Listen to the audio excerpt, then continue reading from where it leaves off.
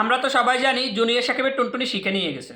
যেহেতু জুনিয়র সাকিবের টুনটুনি শিখে নিয়ে গেছে সেই জন্য এই বিষয়টি মিডিয়াতে একটু বেশি ভাইরাল। মানে ফেসবুকে ঢুকতে পারি না, ফেসবুকে ঢুকলে এই বিষয়টি চোখের সামনে খুব বেশি পড়ে যে জুনিয়র সাকিবের টুনটুনি শিখে নিয়ে গেছে। তো যখন থেকে জুনিয়র সাকিবের টুনটুনি শিখে নিয়ে গেছে তখন থেকে দেখতেছি কিছু আপুরা জুনিয়র সাকিবের বিপক্ষে এবং শিখার পক্ষে কথা বলতেছে। তারা বলতেছে শিখা উচিত একটা কাজ করছে। জুনিয়র সাকিব তো শিখাকে বিয়ে করছে, বিয়ে করার পরেও জুনিয়র সাকিব কেন শিখাকে ঘরে রেখে আবার অন্য একটা মেয়ের সাথে প্রেম করতে গেছে, যার জন্য শিখা উচিত একটা কাজ করছে জুনিয়র সাকিবের টুনটুনিটা নিয়ে। তো যে সমস্ত আপুরা এসব কথা বলতেছে তারা কি জানেন না এক কথা কখনো তালি বাজে না? তাহলে কিন্তু দুই হাতেই বাজে। এখন আপনারা কিন্তু উভয় পক্ষের দোষটা একটু দেখেন না।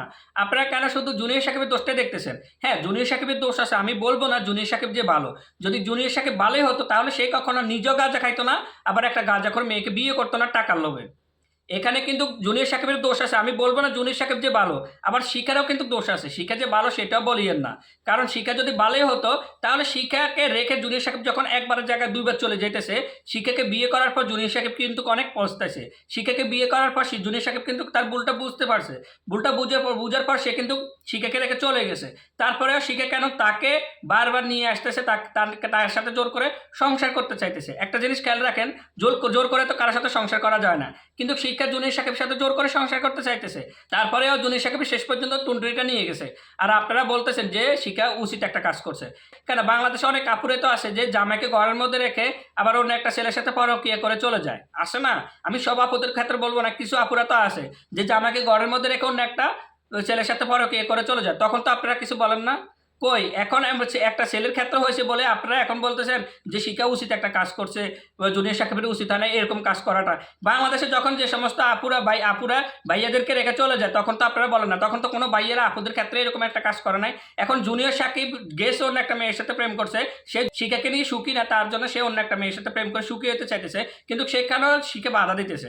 শিখাকে তো সে আর আটকে রাখে নাই, শিখাকে তাকে জোর করে আটকে রাখতে চাইতেছে। তারপরে আপনারা শিখাকে বাধা দেন নাই, তারপর আপনারা শিখাকে সাপোর্ট করতেছেন যে শিখা উচিত একটা কাজ করছে। এই শিখাকে নিয়ে জুনিয়র সাকিব কিভাবে সংসার করবে আপনারা বলেন? শিখা কিছুদিন আগে বলছিল জুনিয়র সাকিব নাকি শিখার মেয়েকে নিয়ে কি করছে।